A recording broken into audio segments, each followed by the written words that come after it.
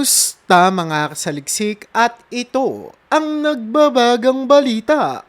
Noong Agosto 14, 2018, nagkaroon ng mainitang palitan ng salita sa Senado sa pagitan ni na Senador Antonio Trillanes, 4th at ng magkapatid na Ben at Erwin Tulfo. Ito ay kaugnay ng kontrobersyal na 60 milyong advertisement deal sa pagitan ng Department of Tourism, DOT, at ng programang Kilos Pronto na pinangungunahan ng mga Tulfo. Ang nasabing pondo ay inilaan noong panahon ni dating DOT Secretary Wanda Tulfo Teo, kapatid din ng mga Tulfo. Sa naturang pagdinig, binatikos ni Trillanes ang magkapatid na nagresulta sa palitan ng maaanghang na salita.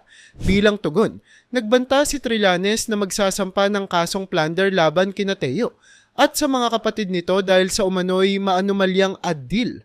Samantala, kilala si Ben Tulfo bilang masugid na taga-suporta ni dating Pangulong Rodrigo Duterte. Ipinahayag niya ang kanyang suporta sa mga pulisiya ng administrasyon, partikular na sa kampanya laban sa ilegal na droga. Maraming Pilipino ang nagpapakita ng suporta kina Ben Tulfo at dating Pangulong Rodrigo Duterte dahil sa kanilang imahe bilang mga tagapagtanggol ng karaniwang mamamayan.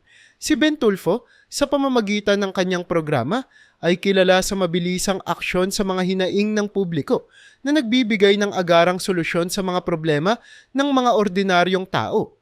Ang ganitong estilo ng serbisyo publiko ay nagustuhan ng masa na nakikita siyang kakampi sa kanilang mga laban. Samantala, si dating Pangulong Duterte ay nakilala sa kanyang matapang na paninindigan laban sa kriminalidad at ilegal na droga.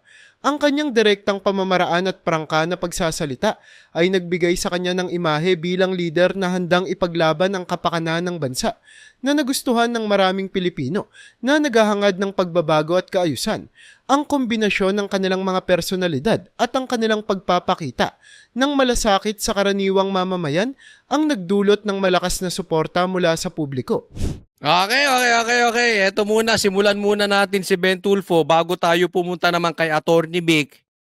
Yung kanyang pagsuporta kay Duterte at sa yung kanyang pasabog na ditong itong mga politiko ay sindikato. At pangatlo, mamaya-mayang konti, yung kay Isko naman, ang kanyang pagsuporta kay BP Sara.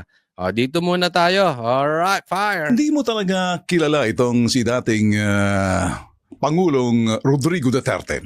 Ang hirap niyang basahin. Ang hirap niyang intindihin. Read my lips. Look me in the eye. Although I have my sunglasses, this is to avoid the glare here in the studio.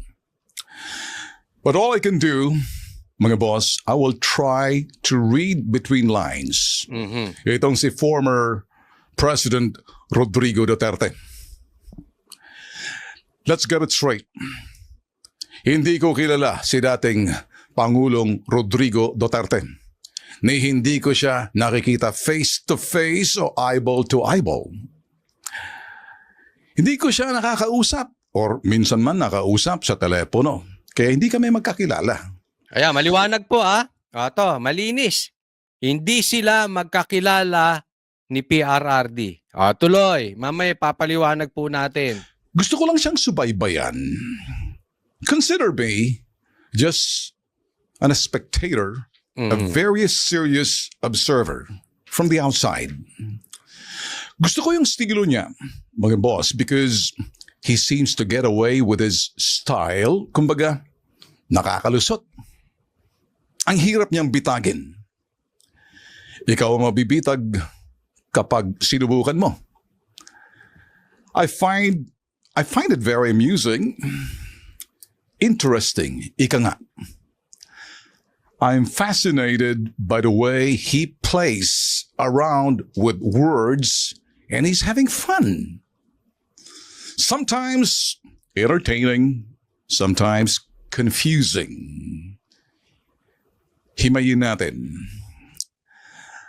Paano ba natin malalaman kung itong si dating Pangulong Rodrigo Duterte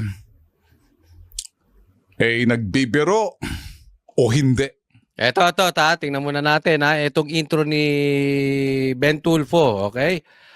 Ito ngayon si Ben Tulfo tumatakbo bilang senador at hindi po ito nawawala sa top 5 Lagi siyang pasok dyan kasama sila Senator Bongo. Okay? Pine-explain niya, ito si PRRD, talagang ibang klase. Hindi siya nakakahon. Hindi siya yung, eto politiko, eto yan. Doon po nagkaiba si PRRD sa ibang mga politiko. Kaya nga pansin nyo, nagugustuhan siya ng taong bayan dahil hindi trapo. Eto ngayon, yung media nalilito sa mga sinasabi ni PRRD. At hinihilo sila.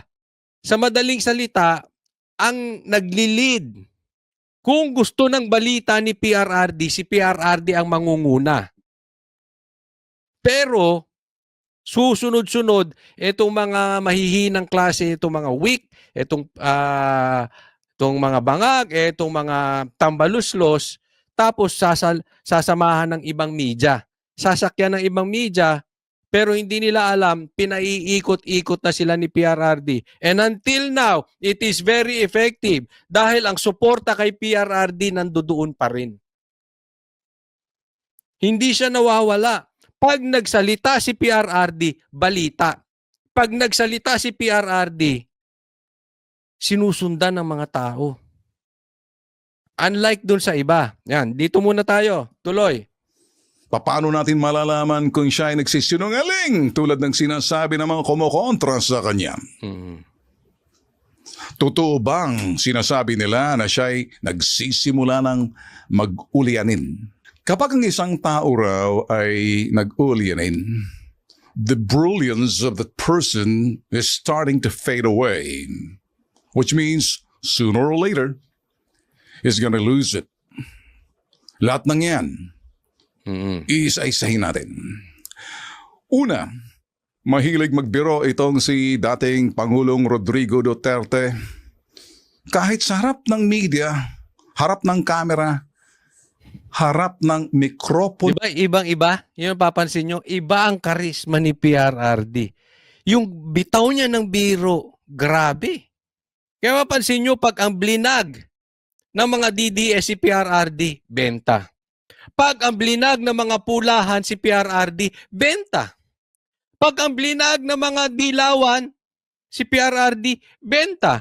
Pag blinag ng mga komunista at NPA si PRRD, benta. Basta anything about PRRD, benta. Samantalang, etong mga vloggers na sumusuporta kay BBM, pag ang binalita nila si BBM, langaw. Walang views. Pag itong mga dilawan, pag ang kanilang blinag is about the dilawans, langaw. Kaya mapapansin nyo, lahat ng balita, mapapula, mapa-NPA, mapa-komunista, mapa-dilaw, mapa-DDS, ang gustong balita, Duterte. Ganun po ang karisma ni PRRD. Ito po yung pinapaliwanag unti-unti ngayon ni Ben Tulfo. No. Presidente pa siya noon. At hanggang ngayon, sa kasalukuyan, sige pa rin. Biro pa more. Birong may laman. Yung birong pangungutya or... Yan o, biro may laman. So, inuunti-unti pinupuri. No? Ito, tingnan lang natin kay Ben Tulfo. Okay? Ito si Ben Tulfo. Matagal na po ito, sinusubaybayan ko. At ito si Ben Tulfo, hindi katulad ni Raffy Tulfo at saka ni Erwin Tulfo. Iba po. Iba. Sa katunayan, ito ha. Meron akong nabalitaan sa isang malapit di umano sa mga Tulfo. Hindi ko lang alam kung ito ay totoo. Pero ito ay siya ay kilalang malapit sa mga Tulfo. Ang sabi niya, etong sila daw, hindi sila magkakasundo. Ayaw ni Ben Tulfo ang stand ng dalawa niyang kapatid. Lalong-lalo na itong ginawa ngayon, lately, ni Erwin Tulfo patungkol dito sa tourism. Talagang nilaglag ni Ben Tulfo si Erwin doon. Ang sabi nga, hindi mapapagsama sa isang lamesa, sa isang dining table na kumakain itong mga Tulfo na ito. Definitely wala na si Mon. Tapos na siya sa era niya. Yun lang, minsan si Mon, parang basta, wag na natin anuhin yun, tapos na siya. Ito na lang talagang active ay si Ben at ito si Rafi at saka si Erwin at saka to si Ben Tulfo. So, hindi sila magkakasundo. At pansinin nyo, may pagkakapareha si PRRD at si Ben Tulfo. Hindi sila out of the box. Out of the box sila. Hindi mo sila pwedeng ikahon. Pansinin mo, si Rafi at saka si Erwin trapo na ang dating. Kabago-bago. 'Di ba? Si Ben, hindi. Ino-observe ko tong mama na ito. Talaga namang hindi siya mahilig mamulitika. Hindi siya yung parang sisip-sip dito, sip-sip kay BBM, sip-sip kay Duterte, hindi. Hindi po siya. Kaya nga, doon siya nagugustuhan ng maraming tao. Kasi meron siyang sariling utak. Same thing with PRRD. Hindi sinundan ni PRRD yung typical sistema ng politika. Hindi siya trapo. Hindi nakakahon si PRRD. Ito po pinupunto niya. Sarcastic joke, magaling sa dyan. Watch carefully, listen carefully. Ito yung tinatawag na sarcastic joke, magaling siya rito. Tingnan na maigi. Yung tinatawag na sarcastic joke, he's having fun. Example, pahayag niya. Sabi niya nga, sa TV to, nakita naman to, nag-cover, wala akong sinabing ganon. Even if you kill me 1,000 times, wala akong sinabi na ganon. Make it taking drug. Pero sabihin mong, addict, wala akong sinabi na ganon. Patayin mo na. Or patayin ako ni Marcos yan. Ito yung mga sinasabi niyang sinusundan lang natin. Maawa ka naman sa akin, matanda na ako. Maraming na good time na media rito. Yun. Di ba? Naalala niyo yung balita na yon. Tinawag niya ng bangag si Marcos. Hindi naman sumasagot si Marcos eh. Anong nasa isip ng tao? Talagang addict si Marcos. Yun na nasa isip ng tao. Tapos biglang binawi ni PRRD. Di ba? Sakay naman ngayon ng media. Di ba? Ito si PRRD, ulyanin na talaga. Pero tayo mga DDS, alam natin ang totoo. Si Ben Tulfo, alam niya totoo. Di ba? Nang good time si PRRD, yung iba naman, nabola. Yung mga tangang mga pulahan, dilawan, di ba? O yung mga bayarang mainstream media. Para sa kanila, balita na to. O nga naman, basta kung anong lumabas sa kanyang bibig, as is, where is, balita na yan. Ayun, di ba? Diyan mo malalaman ng tao influential. Kung anong lumabas sa bibig niya, kahit ano, balita. Ganyan po ang Duterte. Well, yung pangalawa, ito yung follow-up joke, birong pagdududa or cynical joke. Ito naman yung ginagamit niya sa mga politikong hindi niya pinagkakatiwalaan at dapat naman pagdududahan. Hindi niya pinagkakatiwalaan, tandaan niyo yan, at dapat naman pinagdududahan. Malimit ito. Ginagamit niya rin sa Kongreso. At kung kanino. Again, listen carefully and watch. Listen carefully. Watch carefully. Ito yung kanyang sinabi naman. If I can say it to Marcos, if I can say it for all, antibiotic, aspirin, they're all drugs. Pero wala akong sinabi. Papatayin ako ni Marcos yan. Takot naman ako mamatay. Matanda na ako. How do you find that? Di ba? Sinasabi ni, matanda na ako, ready na ako mamatay. Sinasabi ni PRRD, di ba? So, magaling si PRRD dyan. And buti na lang, hindi katulad ni itong si Ben Tulfo, yung ibang mga, alam nyo, dumadami na rin po kasi yung mga sinasabi nilang social media vloggers, mainstream mainstream media, na makikitid ang utak. Napansin nyo ba yun? Tingnan mo yung isang congressman, may blank space daw. Kaya daw may blank space kasi at nilabas nila ng mga Duterte nila PRRD yun dahil gusto ibalik sa opisina yung natapyas na budget ni BP Sara. Ganun na po sila kanipis mag-isip. So hindi ako nagtataka etong kanilang mga vloggers, posible ganyan din. Ang bilis nila. Pagtatawanan na siya ulyanin talaga si PRRD. Wala talagang isang salita, di ba? Ganun po sila katanga.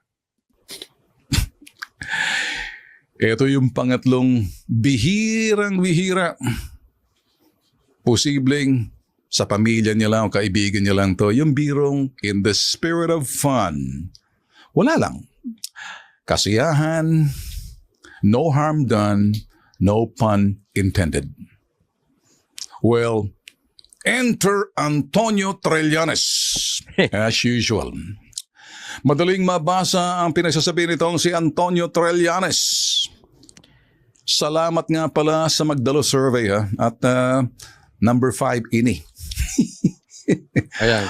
Ito malakas po malakas po at hanggang ngayon malakas po sa survey si Tulfo. Consider po natin si Tulfo, kayo pag-isipan niyo 'yan. Pero sa akin lang, doon na tayo sa bago. Huwag na natin iboto yung matatagal ng politiko gaya ni Aimee, ni Lito Lapid, etc.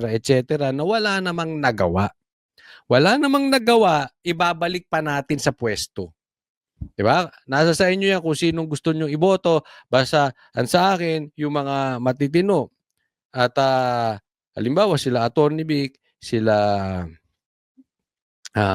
Jimmy Bondoc, ito si Ben Tulfo, yung mga bago na dapat nating bigyan ng tsansa. No?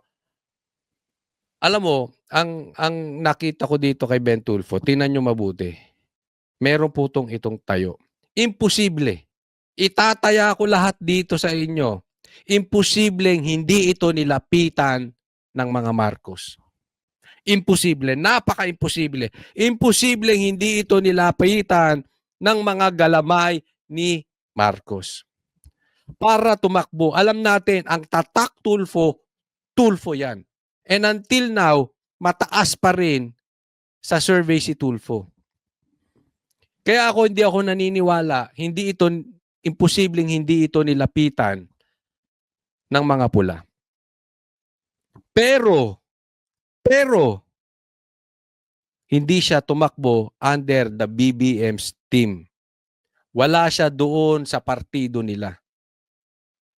Yun na lang ay may tapang at may paninindigan.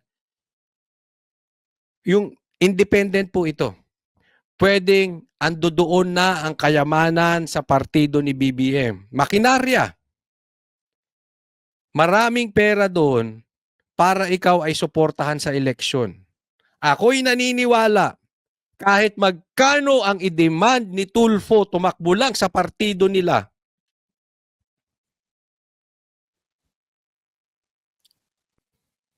ibibigay.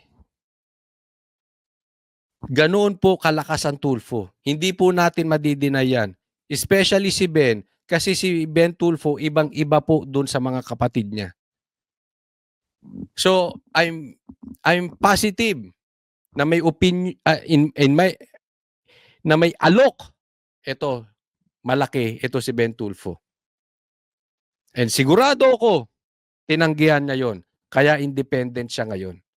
Ibig sabihin, ito ay posibleng maging taya natin sa Senado. Kung sakali, ako naniniwala ako pag nanalo ito, And definitely, napakalaki ng chance nitong manalo. Nasa 80-90% mananalo to si Ben Tulfo. At pag nanalo ito, I'm sure nasa Duterte party to. Bagamat, hindi siya maingay ngayon ng sobra, pero hindi ito magpapagamit. That's one thing for sure. Hindi ito magpapagamit kay Marcos, hindi ito magpapagamit kay Tambaluslos, and definitely hindi rin ito magpapagamit sa mga kapatid niya. Sa katunayan, napupuna ko na dumidistansya siya. Ayaw niya doon sa mga kapatid niya. Ito yung opinion ko lang ha. Pansinin nyo. Kaya ito magiging dagdag numero natin mga DDS sa Senado. Kailangan natin ng numero doon na maninindigan at talagang sisilip. Ako naniniwala ako hindi ito katulad ni Raffy. Sisilipin niya talaga. Sisilipin niya talaga yung mga dapat silipin. Alam ko marami sa inyo na disappoint sa mga Tulfo, including me. Including me. Hindi ko po tinatanggi yun. Sa katunayan, binanatan ko si Ben. Binanatan ko rin si Raffy at saka si Erwin. But ever since, ito hindi. Kasi nakikita ko iba siya. Dati pa, kahit i-check nyo yung aking mga vlogs before, nakikita nyo, iba. Dati pa, iba to. Sinasabi ko, iba na ito. Iba na to sa kanyang mga kapatid. What a big accomplishment. Come on. Keep pulling my leg. Number 5 sa senatorial survey yung ng inyo Magdalo. Sino? Ini. Thanks but no thanks. Okay, back to Trillanes. Sabi ni Trillanes, pathological liar daw itong si Rodrigo Duterte. Ang ibig sabihin ng pathological liar, mga boss, yung taong walang sinasabing totoo at puro kasinungalingan na. Tanga kasi yan, si Trillanes. Tanga. Hindi nila alam, pinasasakay. 'Di ba? Tayo. Hindi, nung sinabi ni PRRD gano'n, sumababa loob natin. Alam natin sa sarili natin naglalaro si PRRD. Pinagtitripan, eto mga gullible na ito. Tayo alam natin, including Ben Tulfo, alam niya. Ito si Trillanes, wala. Mahina talaga to. Magsama sila dapat ni Gadon. Hey, pangklase. Yung magiging sabihin, nasanay na yung pathological liar mabuhay sa kasinungalingan. Kaya naman, sa pananaw ni Antonio Trillanes, itong dating Pangulong Duterte, Rodrigo Duterte, may amats. Ibig sabihin, may tama raw. Makikita mo dyan sa post niya, mga boss, at babasahin ko, the pathological liar in Duterte was in full display. Malalang amats nito. Tell me about it. Mortal enemy number 1 nitong si dating Pangulong Rodrigo Duterte nung siyang nakaupo pa, Senator pa si Antonio Trillanes. Sino kayang unang mag-uulianin dito sa dalawa? Si Tonyo o si Digong? Don't raise your hands. Please, if you know the answer, do not raise your hands. O kayo, sa tingin ninyo, sino muna mag-uuli? Palagay ko nag-uulyanin na si Trillanes ngayon pa lang eh. Tingnan mo, wala nang latak na yung lumalabas sa utak. Don't get in trouble. Kapag tinawag mo ang isang taong pathological liar dahil pilit mong binabasa ang mga palabrang lumalabas sa bibig niya Mismo. at ginagamit mong patunay ito o ebidensya mo, Tonyo, mabibitag ka. Nagets yun ha? Di ba? Utu-utu ka, tanga. Hindi po mura, tanga. Stupid yun. Utu-utu ka, tanga ka, Trillanes. Gaya ng mga 10 mga supporters ni Marcos, mga vloggers. ang daming nabitag ni PRRD doon, no, ng mga vloggers. Slow down. Baka nakalimutan mo yung may tinatawag pang white lie.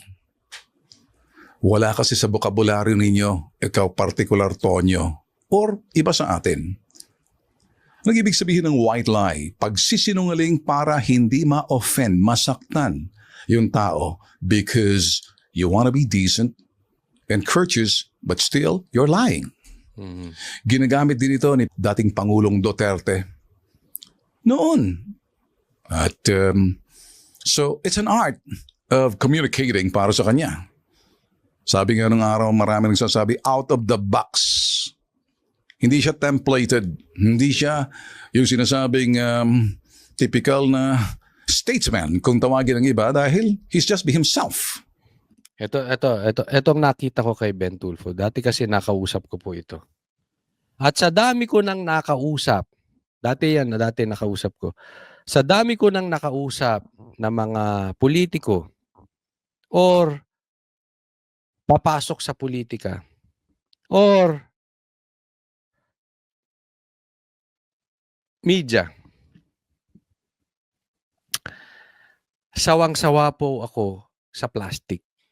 Totoo yan. Hindi ko lang pinapahalata, pero naaamoy ko yung plastic. Tatanungin ko lang sila ng isang tanong. Tapos maya-maya uulitin ko, magkaiba na sagot. O kaya nahuhuli ko sila sa mga kaplastikan nila. Pagkausap mo, iba. Pag may camera na, iba na. Eto, magagaranti ko sa inyo kung ano si Ben Tulfo kausap, yun siya sa camera. At hindi siya sumasakay sa sa isang issue or sa isang politiko. Isa masasabi ko sa mamang ito. Nung nakausap ko siya, may sariling isip. Hindi mo pwedeng diktahan. Yun ang pumasok talaga. Same thing kay PRRD. May sariling isip, di mo pwedeng diktahan. Hindi yung, ay uso ngayon ng pula, sa pula tayo. Ay uso ngayon, uso ngayon ng dilaw, sa dilaw tayo. Pansinin niyo politiko ganyan. O, pirma tayo doon sa ginawang bill ni Ontiveros. Napangit daw yung bill. Kinontra ni Marcos. Inatras nila yung pirma nila. Ito yung mga taong walang paninindigan. Sabay sa agos. Ito, hindi. Gumagawa ng sariling agos. Hindi siya yung totoong leader to. Hindi siya yung parang pabakla magsalita. Paiba-iba. Depende sa camera o depende sa personal. Ito, hindi harap likod. What you see on and off the camera parehas. May kasabihan, style makes a difference. Every person, they have their own style. Pero itong si Tonyo, ikaw Antonio Trillanes, like you listen carefully, nababasa kita ng maigi. Basang-basa ang papel mo sa akin. Ako, si Ben Tulfo, si Bitag. Di ko makalimutan yung sa Senate hearing, yung estilo mong accusatory, prosecutorial ang dating. Senate hearing yan. Hindi yan paglilitis sa hukuman.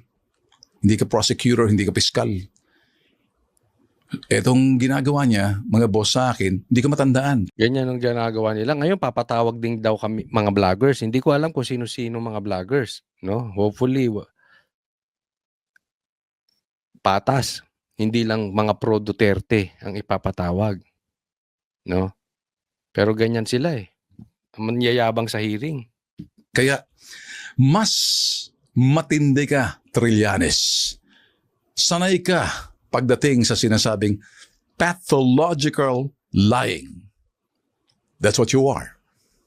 Tandaan mo, Tonyo, may issue tayong dalawa. Ikaw at ako. Di pa tayo tapos. Yari ka. Well, there's one thing I'll say. Pansinin nyo, ito ako tuwan-tuwa dito. Kasi may karma. Ang gulong umiikot. Siya dati senador, niyayabangan si Ben Tulfo. And konti na lang, napakalaki ng tsansang manalo ni Ben Tulfo as senator. Pag akyat niyan dyan, ikaw naman gigisahin Trillanes. At ako talaga, pag nanalo si Ben Tulfo, i-request ko talaga sa kanya. Kahit wala akong contact number niya. Hindi ko po ito na nakakausap ng dahil kaibigan ko, hindi. One time ko lang siya nakita at nagkataon na may mga tao doon at nakausap ko siya. Pero gagawan ko talaga ng paraan makausap si Ben Tulfo. Gisahin mo to. I-request ko. Ngayon, kung pumayag si Ben Tulfo o hindi, okay lang. Importante, ibawi natin si PRRD.